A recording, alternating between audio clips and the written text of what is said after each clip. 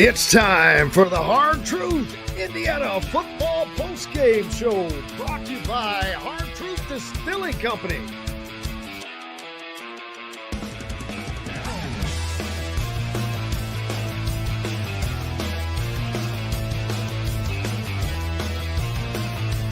Now, here's Coach Shannon, Griffith, and Jim Coyle.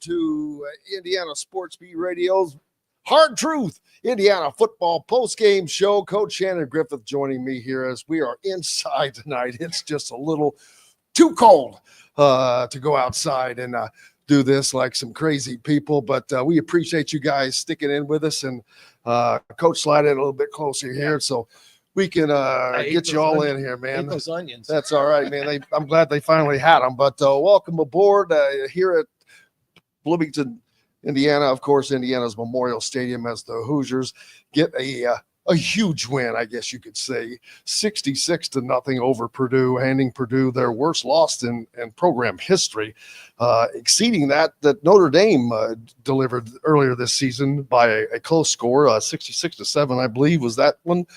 Notre Dame wins today, by the way. They beat USC. They're going to be in the college football playoffs, a potential landing spot for Indiana, who at 11-1 now, without question, in the college football playoffs. It's just going to be a matter of where they land. But, of course, we'll get to all that. Let's talk about the game first tonight. And it was a game that Indiana had been looking to get back to after the game with at Ohio State, in which the noise played a huge role in that, and they made just a couple mistakes. That's all it took, as we saw today, that Michigan didn't. They were able to not make those mistakes. They're accustomed to playing in a 110,000 seat stadium, so that probably helped them immensely. Yeah. But I think that was a great learning lesson for Indiana to go to Ohio State and play in that stadium. And I asked Signetti about that afterwards, but he again just alluded to the noise and all that. But Curtis Rourke, man, 6 touchdown throws tonight. Indiana had more points than Purdue had yards. I don't know. I'd have to look to see how that finished. But when it was 59-0, I know that that's the case, and it may have ended up that way. As we'll have to flip over here to see 67. Well, they beat it by 1. Yeah. So Purdue ends up with 67 total yards on the evening. Indiana with 582? 582. I can't read that far away. 349 passing, 233 on the ground. They hold Purdue to just 13 rushing yards. We know that Purdue is having their troubles, and it's not been a great year. And so we didn't expect it to be a close game necessarily, but you never know. These rivalry games, we saw them all day long, all weekend. It's like no one really expected Michigan to go into Ohio Stadium and beat them, and they did.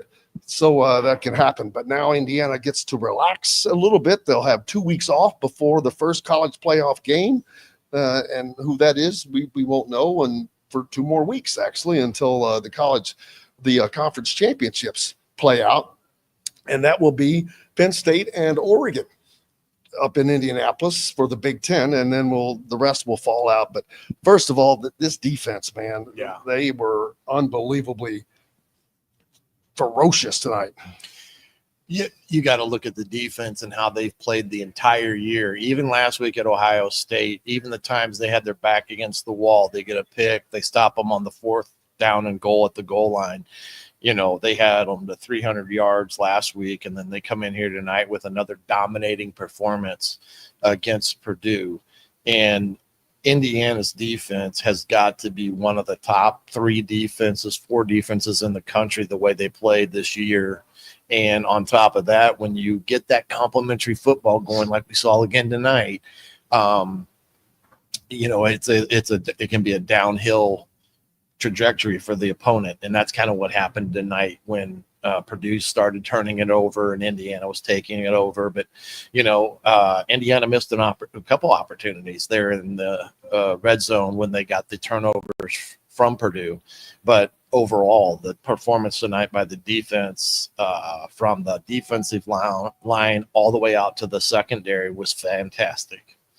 And again, thanks everybody for joining us here on the Hard Truth Indiana football postgame show, coming to you from high atop Memorial Stadium. As you can see over our shoulders there, the field, the weather ended up not being as much of a part as we thought that it could be, because the snow started coming down at the beginning of the evening. That when I got here, the field was covered.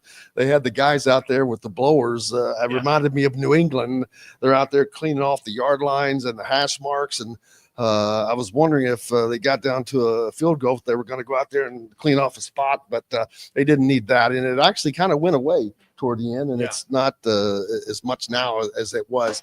And the passing game wasn't affected that much either. I mean, they didn't go deep a lot, but they hit some nice throws, and they just kept putting a lot of good plays together. But they did it by mixing the run and the pass. Yeah. And that's the whole thing that I think tonight offensively allowed them to get to a little bit more balance as an offense, and not being in a situation where they're trying to throw it in situations where the defense is just teeing off of them. Now, Purdue came out and challenged them from the get-go. They went with their 8-man front. They went with a man-free on the outside. You could tell that they were going to try to put the ball in Curtis's hand and make them throw it, and not allow them to run the football, which eventually they had to get out of that front, because ultimately Indiana was just shredding them on the outside with some great passes by Curtis Rourke. And then that kind of opened the run game a little bit more, because you get a too high safety look that brings the run pass option back into play. And that's just Indiana from that point was just like house money. It was house money the entire way after that. So it was good to see the offense get back to that offense that we were accustomed to seeing for the 10 weeks prior to the Ohio State game or the Michigan game. And we kind of lost that rhythm there in that second half against Michigan, and then against Ohio State, the issues that we had there. So it was good to see that complementary offense, defense, rushing game get back into sync. I'm counting the guys that ran the ball tonight. 8 different guys run the ball, and they are all in double-digit yardage. 8 different guys in double-digit yardage, led by Justice Ellison with 63 yards on just 11 carries. That's 5.7 yards a carry. Tyson Lawton, just 10 carries, 47 yards, 4.7 yards per carry. Both of those guys score a touchdown. David Jackson even scored a touchdown, and he only carried the ball 3 times, averaged 6.7 yards. Great job running the ball. Then you look at the receiving. Normally we've got a ton of guys receiving the ball, not as many tonight. They kind of kept it narrowed down. Elijah Surratt, of course, huge night, 165 yards on 8 catches. He averaged 20 yards per catch.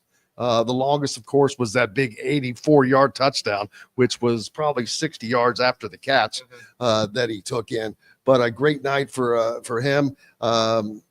Williams as well, 5 catches, 56 yards, a touchdown. Omar Cooper Jr., 44 yards, a touchdown for him. You get a touchdown. You get a touchdown. You get a touchdown. Let's see. Someone else, Miles Cross had a touchdown. Corton had a touchdown. That's a lot of touchdowns. But Curtis Rourke, 23 of 31, 349 yards. He throws 6 touchdowns. It ties the program record. 74% completion and a 232.6 QBR. Pretty good night. Not bad. Yeah, pretty good night in the office. And the other thing is that they gave up a couple of sacks early, but their pass protection was vastly improved after that second sack. You could see them really honing in on their blocks, and Purdue was bringing a lot of exotics, but they got back to the creativity. They ran 2 reverses early in the game because they want to try to keep Purdue honest on the backside, and that's where you see a guy like Williams has some big runs in the first half. But Curtis tonight, and this is what I got asked quite a bit today even, is does the snow affect a quarterback? Quite honestly, it was good to see the little bit of snow, because it does create a little moisture in the atmosphere for the quarterback to grip the ball better than just a straight cold night. Because when you get a straight cold night, it gets really slippery. Now, Purdue had that problem where things were just slipping away when they were handing it off and such. But,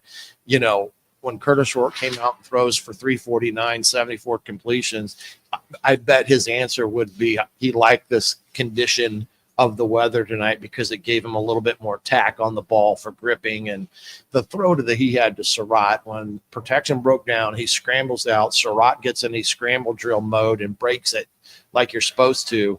And the Purdue defender, who was in man-to-man, was just not anywhere to be found after that move. And that's where the big hit came for that 84-yard touchdown. And that's probably the play today that I would say was about the play that broke the camel's back, essentially. And we saw some plays early on that Indiana pulled out the tricks, man. I mean, and ironically, on the same drive, they run, was it an end around and then a reverse? Yeah. On the same drive. It was almost play after play. There may have been a play in between, but I was like, man, they're bringing it all out. I guess you got to use them. They haven't used it this year. I don't know. And so they're getting ready to maybe put that on the tape for someone to see, hey, don't forget about this coming up that we may have. Well, the important thing there is that Purdue knew for the most part that Curtis wasn't going to pull it and run it. Plus, he's Canadian. That's right. Oh, there you go. That's perfect. He's Canadian. He can handle it. And Purdue kept crashing that backside in on the inside zone stuff. And so the only way you can control that is you got to run reverse or something that comes back around and taking advantage of that. And that's what they ultimately did. And then when Taven was in the game, you saw him pull it a couple times. One was for a touchdown.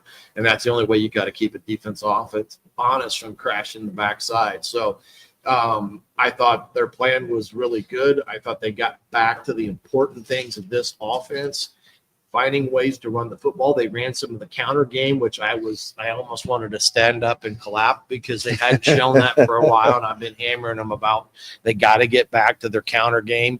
And the other thing I liked about tonight, they had some targets at Horton, because I think he had been forgotten for the last couple of weeks in the passing game. Which surprises me, because last year when I was looking at James Madison's numbers, I remember that both the running backs, Justice Ellison and Tyson Lawton, had a total same amount of touchdowns as the tight end. Mm-hmm. And I'm like, well, he goes to the tight end. Yeah. They haven't done that as much, but maybe it's because they also have a lot more weapons than he had in totality at James Madison. Well, and you get defenses and linebackers, the matchups may not be as good, but you got to find ways to get him the ball. They did that tonight. They had that quick throw to him where Curtis was able to get the ball in and out of his hands quick when Purdue was bringing the heat. I like the fact when Curtis saw a max blitz coming, he checked it to a max protection and he threw it up over the top for a touchdown. Those are the things that when you see that type of things happening in a game with a quarterback and an offense, you know they're in sync because they're seeing things. There's nothing out there that's flashing and causing them to, hesitate. And that's what it was good to see from their offense tonight, to get back to playing the game at a high level where things were slowing down for them and they were making the plays. And that's kind of what you have to do. And they got the big plays again tonight. That's another fact in this ball game. And now it's going to be interesting to see how things shake out. There were some upsets, of course, with Ohio State going down. They're not going to the Big Ten championship, and they will drop down to I don't even know, to be honest with you, but they will not fall below Indiana. I'm pretty confident of that with having just lost to Ohio State. I don't think the committee would do that. And I don't know who behind Indiana has fallen that where it may really help. Indiana's not going to host. There's really not a path for them to host a game. So they're going to be traveling. It's just going to be for us to figure out, all right, well, we don't have to figure it out. We just have to wait. But they could be right back at Columbus. I saw someone mention it earlier. They absolutely could be. They could go to Notre Dame. There's multiple places where they could go. I think that it's still a possibility that they go to Penn State, but whomever loses the Big Ten championship, in my mind, is probably going to be the first non-bye team, the first hosting team, besides the conference champion who gets that. I would see Ohio State probably dropping into that 5 slot or because I think And go then down maybe as far down as 7. Yeah, depending on what happens in that Big Ten championship game, because I think they're going to be in that 5-6 area. So I think that's one thing. I think because of Miami losing, I think we talked about it earlier. I think it comes down to is how's the committee take SMU, who won big again today, in Indiana's resume? Because when you spread it out and thoroughly look at it, and Joe Klatt even spoke about this week, there's really no reason why SMU was in front of Indiana based upon the metrics, based upon the eye test, based upon everything, because they all have the similar, resume in front of them. So, and most of that screaming was coming from the SEC and the SEC brethren of all people. They get to be quiet now because their conference has imploded. They were down to probably getting through. They're probably only going to get 3 teams in now. Yeah, Tennessee's going to get in for sure. And then you got to figure the winner of the Texas-Georgia matchup again is going to get in. Now the question comes in, is South Carolina all of a sudden maybe playing the best out of any Southeast Conference team right now?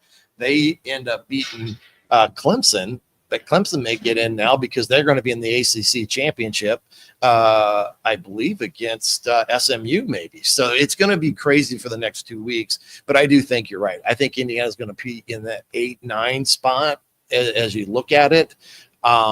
And they're going on the road. Now, who that is, I just don't see the committee putting them in Ohio State against each other again. I was thinking that same thing. I just don't see it. And I think Indiana will climb enough to where they might end up with the first game against a traveling team, which would means they would get the lowest of those seeded teams. You're right. It's Where more likely Notre Dame, I would say. I mean, if you're looking at it, a geographical aspect of it, it's probably Notre Dame. That would be my best guess. Now, that would be where if Indiana ended up 9th and Notre Dame ended up in that 5th slot, which can they end up in the 5th slot or is they conference champion? Well, that's the thing. They when they came coming in this week, they were at 4 or 5. Yeah, but I can't remember where Notre Dame was. All that shakes out though when you have the conference champions because they're going to take up the first 5 slots of that. Well, it's going to be Oregon and Penn State 1-2 playing in the Big Ten championship. And then the loser of that game is not going to get affected a ton, but they will drop. I think that they're going to drop either to that 6th slot or below it. The thing that's going to hurt Notre Dame is that they don't play a conference championship. So I don't think they're going to get it. That's what they get for not being in a conference. They're going to move up probably to the 3 or 4 for certain, probably 3 since Ohio State lost. And that's probably where they'll stay. I don't think they'll go any higher than that because of the way the conference championship stuff falls out. But it's been a crazy 2 weeks. It's been a crazy 24 hours in some respects because of Friday night games and then today. I just think right now Indiana's focus is in we've done enough. We should be in the group of 12. Who we play, where we play is of no significance. And I think you heard that from Signetti a little bit in the presser. It really, they're just willing. They want another game. And then they want to go. They don't care who it is. They want another game. And that's the attitude they should have is tell us where we're going and we'll be there. And I think they've done enough this year to prove it. I tell you, it's been a remarkable year. I mean, seeing it in person, watching it on TV, watching games back. Again, this was probably the best game they've played in 2 weeks, at least, in terms of offense and defense. And yeah, competition has something to do with that. I agree. But, that Michigan win is a big win now since Michigan went into Ohio State and beat them. That has got to boost Indiana's resume. That strict the schedule. I mean, that'll go up now because playing Purdue was going to ding it a little bit. But it may not change the strength it will help the strength of schedule, and it will help what's the other one? It's the same thing. It's a strength of your opponent's schedule or something like that, basically. So strength against ranked opponents or something. So that goes up as well. So it's all good things. But at the end of the day, Indiana is going to be in the college football playoffs. No questions about that. It's just where are they going to end up? Where are they going to have to go play? Because they will be hitting the road. It's a shame that someone asked earlier, how can Notre Dame be ahead of IU? They lost to Northern Illinois at home. Yeah, but They've won Uh, straight of that, and something like that. they have the win over Texas A&M, They beat which USC.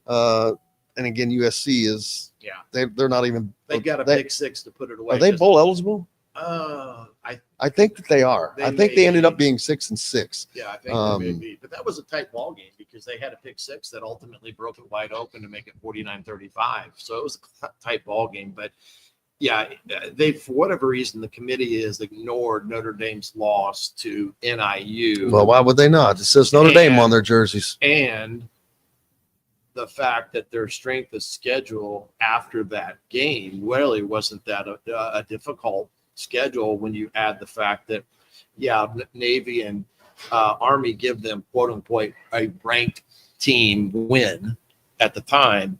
But I think you're going to see them be in that top three when it all comes out. I mean, it's going to be interesting. It could be Georgia. Indiana could be faced to go play at Georgia, depending on where they fall and if they do anything in the game. See, that's the thing.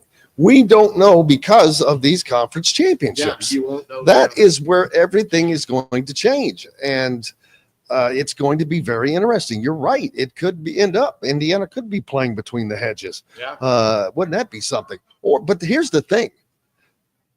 They're either going to be playing at a place like Georgia or Notre Dame or one of these great opponents. It's Indiana football is in this conversation now. So that in and of itself is just amazing. Right. As we sit here above the stadium, it's wild. Here I am doing this show at this hour of the night, which is a first, but I've also done one at 6 a.m. here way back when I was first in radio. I remember we did one of our morning shows from here. Yeah. And so, this kind of brings it full circle now. We just need a golf cart to our cars. Oh, boy. It's going to be a hike. A shielded golf cart. As you can see, I got the toboggan on still, man. I I'm like, buy one. They wanted too much at the front gate, so I passed. I was smart enough to bring mine with me. I know. Well, I better put mine back on. My hair's all jacked up now. Yeah, it's going to be an interesting couple of weeks. I do think the committee will pretty much have it in place after this week, and in terms of their mind of projecting out, because that's what they're going to have to do because of the fact that you're only 2 weeks from those first games. And then the Big 12, right? There's still been a mess. That's crazy because you don't know. Iowa State was up late against Kansas State, but I'm hearing that may be the rematch of them, Iowa State and Kansas State next week. I don't know, because I think Arizona State sneaks in there somewhere against Iowa State because they won big again. So it's so but crazy. That means they play in the Big 12 championship. Yeah, they'll play in the Big 10-12 championship. And does the committee look at that as being a victory for Arizona State and they somehow find their way in the top 12? It really is going to be an interesting dynamic, but I do think we'll have a pretty good idea of where things fall for Indiana coming out of this week of games, because the committee has to start projecting these things a little bit to give the coaches, especially the coaches on bye weeks, a little idea of who they're going to have to prepare for. Otherwise, if you wait too long, you're going to have it's going to be a week, and that's kind of defeats the purpose of having some time in between.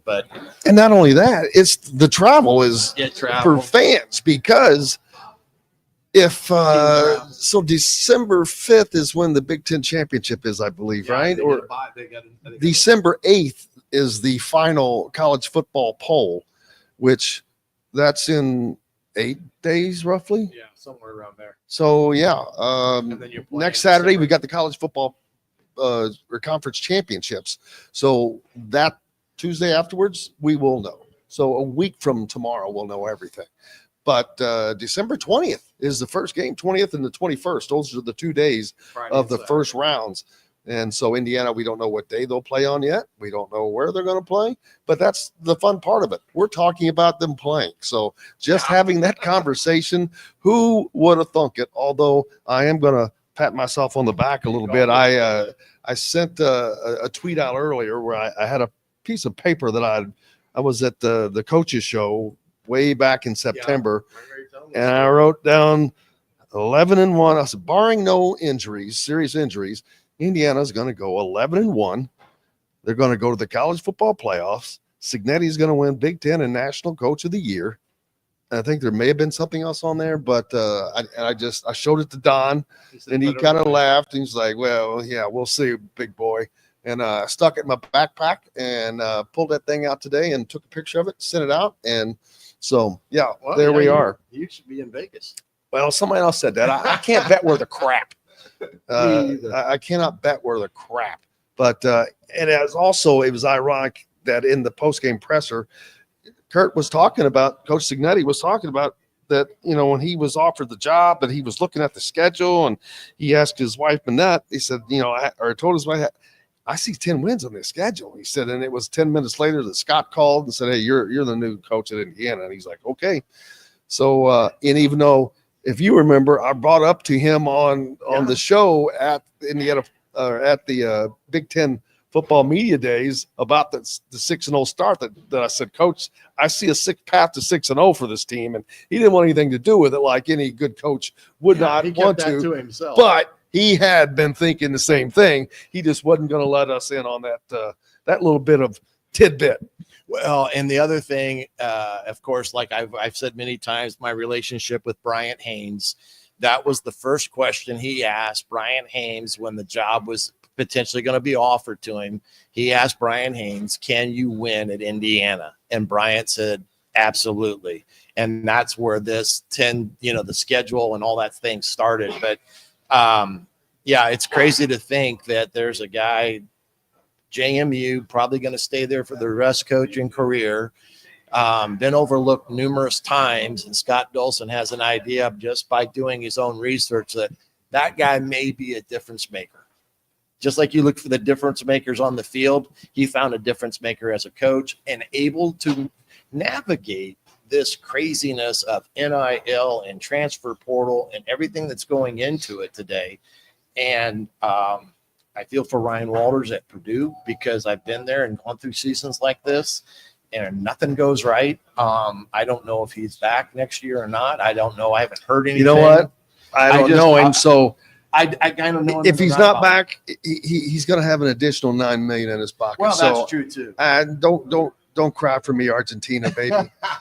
He's okay. And and Scott Dolson must have had access to Google, because that's all he had to do. The other thing that I think is important to point out here is that additional $11 million that SIG has now to tap into to keep assistants here. Just remember, and I'm not saying this is anywhere close to being in the possibility of happening, is that Brian Haynes, the defensive coordinator, who's a Broyles nominated DC for the second year in a row, and Shanahan, who's had a tremendous offense. How many guys get that nomination in back-to-back years at different schools? Right. And I'm a Ball State guy. He's a Ball State guy. Muncie's looking for a head coach. So, I mean, it's inevitable that SIG's going to have to tap into these money, because there'll be guys coming. That's what it's there for. And that's exactly why I think is that the second largest in the country, because behind Ohio State, behind Ohio State.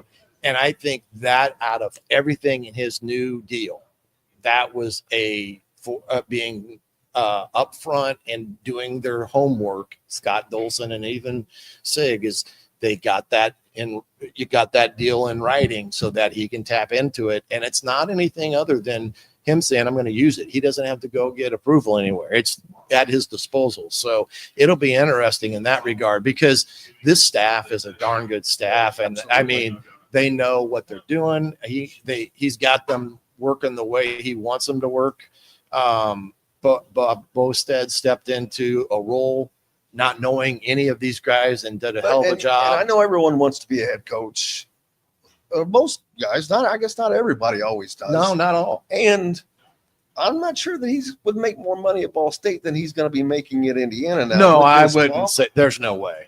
There's no way. But again, you don't know the scenarios in that. And I'm just saying, because of that new deal, I think that helps this transitional period, because what disruptions is that going to create now that you've got teams that are going to play in a college football playoffs, and head jobs are going to be coming open, as already have, and you're going to have people that are going to want to have their coaches in place prior to Christmas. And a lot of these teams that are in the college football playoffs, they're going to come knocking on the door for these guys. And that's the nice thing about having that additional money, at his disposal to help keep the guys in place that he needs to, because they were a big part of why this year ended up being the way it was, because they know how he runs a program, what to expect, and then the aggressiveness that they like to call plays in the game. And that was the one thing that I think ultimately changed Indiana from a team that was here to a team that was here, because of how they play the game. It's aggressive. It's in your face. The defense is that way all year, as was the offense. They were aggressive, put the gas pedal down and let's roll. And that's what makes a team like this so special, is because now you talk about Surratt, you talk about Williams, and you talk about Lawton and Ellison, but don't forget they've got Black and Green in the backfield that got in tonight for the first time in a while. So it's good to see the depth that they've got that they may not have shown over the last couple of weeks. And what about the O-line? I mean, they lose two guys, one in August that they were expecting to be a big help for them. If it came in from JMU, he goes down, lost for their season, and then they lose. Weaver? Drew Evans. They lost Evans 2 weeks ago with that torn Achilles, and now you've got two different bodies in there that you really weren't expecting to have to go to. And those guys stepped in and have done really a hell of a job. I think Stevens has done a hell of a job for a kid that hasn't played a lot all the year, and all of a sudden he's thrust into a big environment all of a sudden to play against Michigan and Ohio State, and he's actually done pretty good. So that goes to the coaching as well, to have those kids ready because they're one play away. So I think that's a great asset of this team. To not only flip this roster, but to flip every single unit, both sides of the ball. The special teams have played well, except for, a couple of plays, but both offensively and defensively inside of each one of those, the units, and break it down further to the offensive line. Like you've said, this offensive line has held up.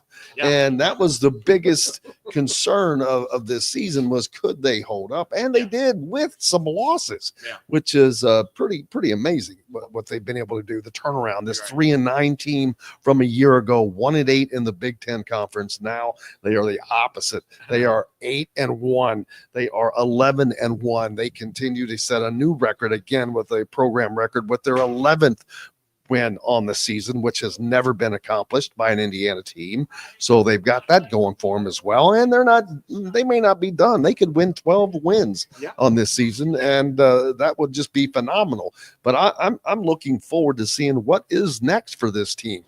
But before we get to that, there's going to be a lot of important things that are coming up soon, happening-wise, recruiting from a recruiting standpoint. You've got the early signing day coming up, the portal. Wednesday, right? Yes, you got the early signing period coming up. Then you've got the portal entries now, the new portal. So all of that's going to change. There's going to be guys that leave this team. As good as they've played, there's got to be there's always people that, you know what, I'm not getting my time, so I need to go someplace else, or I'm not good enough here anymore.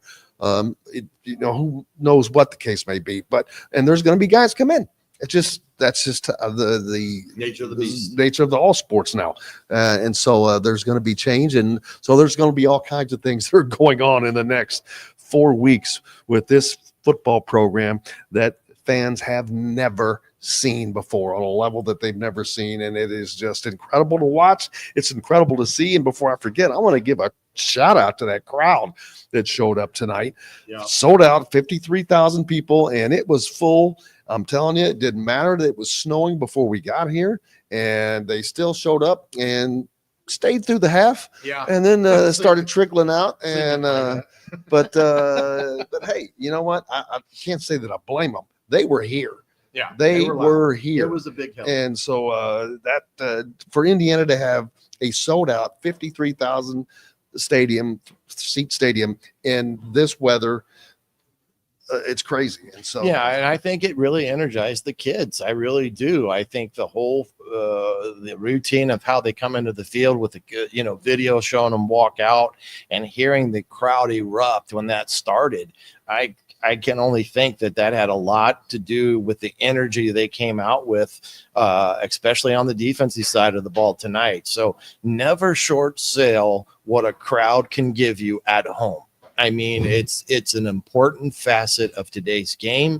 It has an impact, not saying that it's going to have an impact that's going to make a difference between winning and losing, but it has an impact when a crowd is there and the kids, it just provides that energy. And it was great to see the stadium the way it was, because let's face it, it was a 7:00 kickoff on 2 days after Thanksgiving, and the weather wasn't going to be as nice as everyone hoped it would be.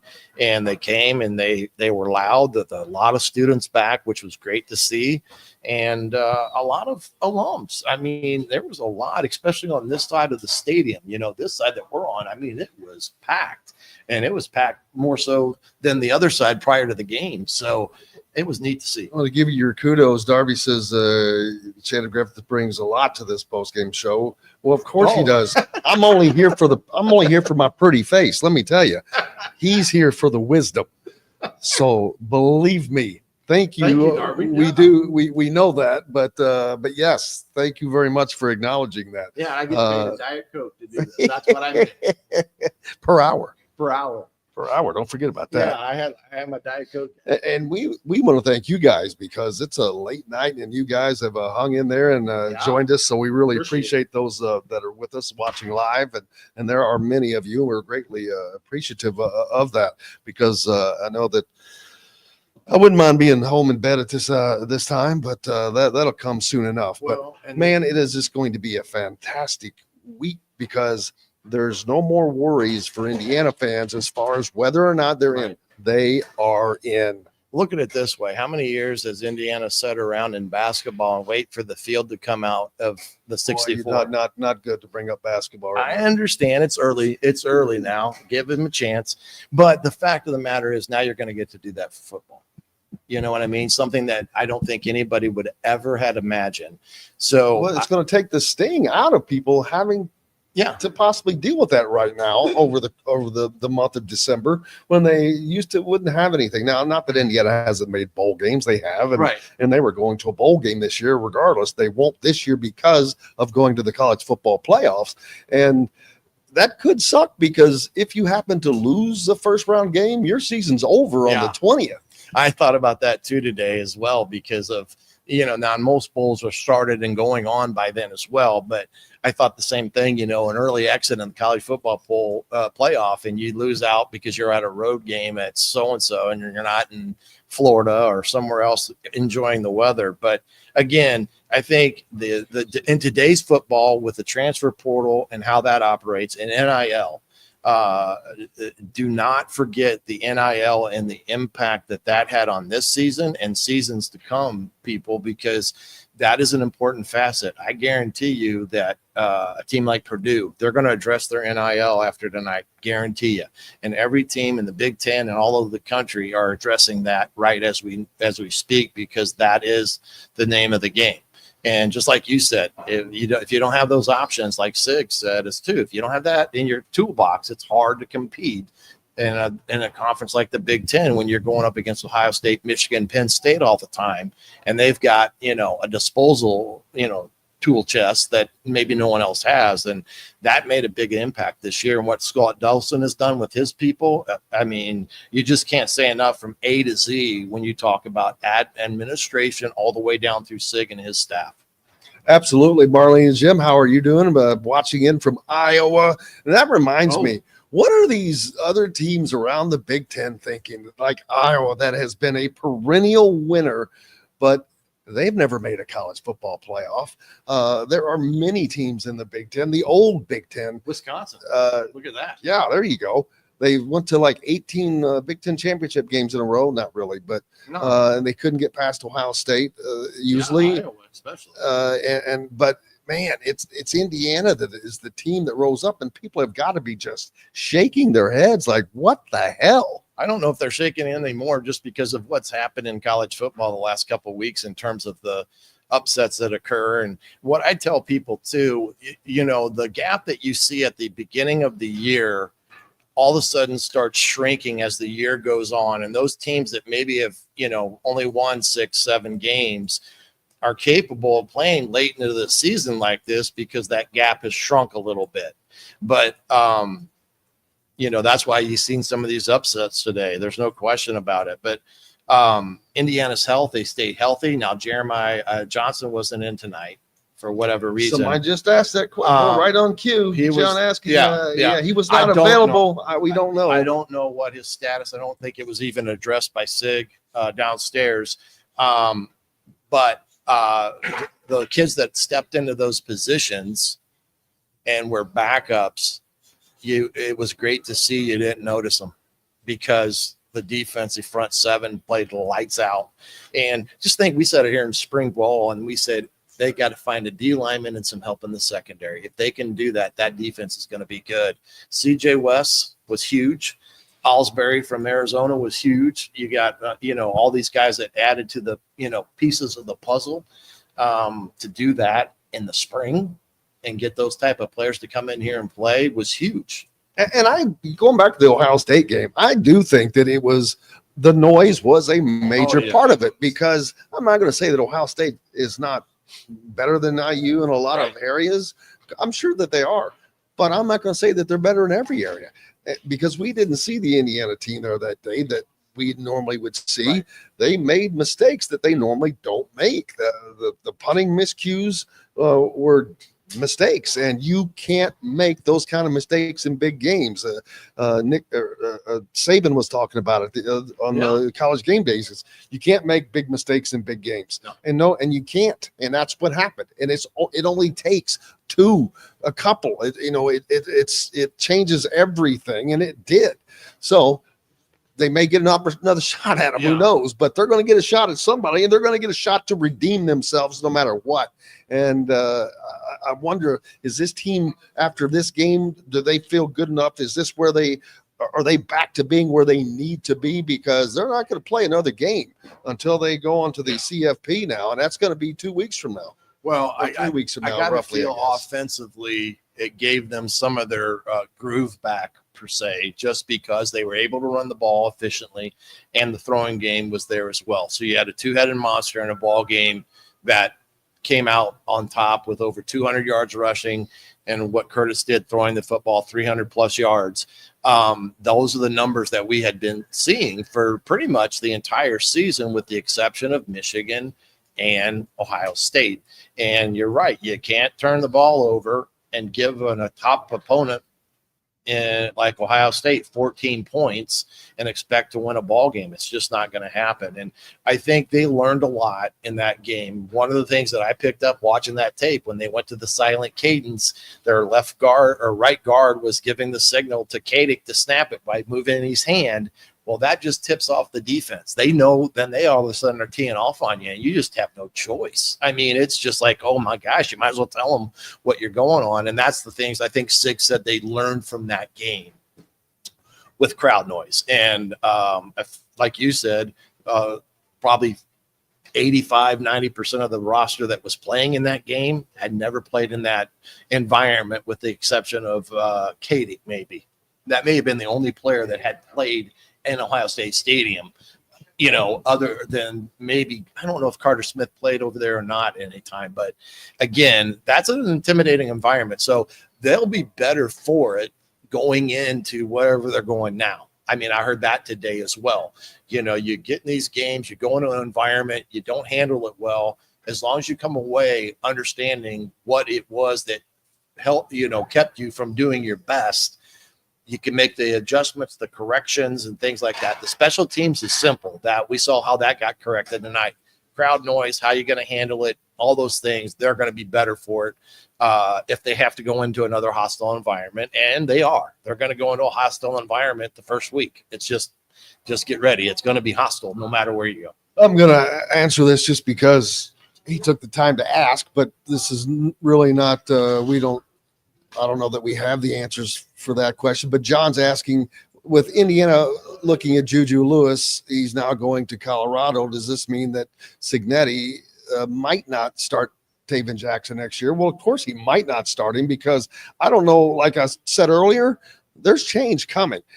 And it's going to be changing the portal, changing everywhere. And I wasn't talking about a specific position, but if there is a quarterback that is available that has proven a proven producer, I promise you, if Kurt Signetti can get him, he will get him. But he also has other guys on this roster that I don't know how good they are or not because we haven't seen them. I don't know what Tyler Cherry looks like. I don't know what Alberto Mendoza, the Cuban Missile, is playing. I mean, they both could be very good coming along.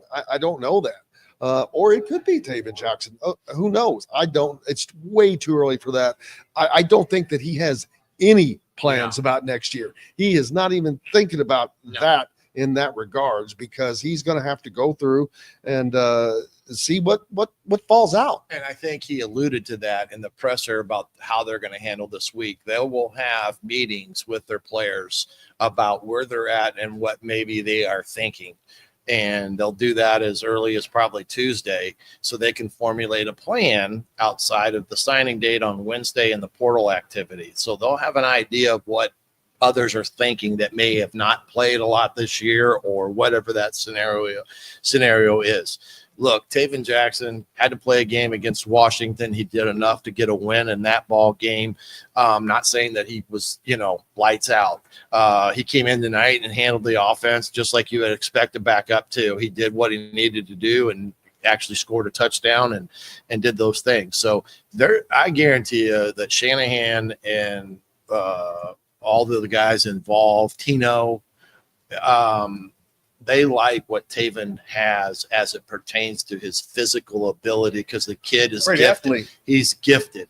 Now, whether or not that translate into him becoming that next guy, nobody knows because right now we're just trying to get to the next step in the process. And you heard Signetti. He's a process-oriented guy. He's going to go home, have a couple pops, go to bed, come in tomorrow, work 4 or 5 hours, and get ready for this week. And that's going to involve, player interviews and recruiting and then deciding who's out, who's in and all that stuff, because that's the way he approaches stuff. He's not a guy that, takes too far look into the future, but you have to in some respects because everything that's happening around you. And that's what he's done pretty well. Absolutely. Well, man, that's going to wrap it up for us. We appreciate each and every one of you guys for joining us no matter where and how you are. And you can always catch us on Indiana Sports Beat Radio every day during the week on the daily radio show. And if you're not in one of the areas where we're on radio, of course, you can catch us right here simply by hitting that subscribe and notifications toggle, and you won't miss a thing. We've got all the post-game interviews up on the channel as well. They should already be loaded. As a matter of fact, Kurt Signetti should be up. The player interviews will be up as well. And we have everything from both sports going forward. But we'll be back, or I'll be back on Monday. Coach will be back on Thursday again to join me on Indiana Sports Beat Radio. Appreciate you guys so very much for tuning in for the Hard Truth Indiana Football Postgame Show. For Coach Griff, I'm Jim Coyle. I will see you on the radio.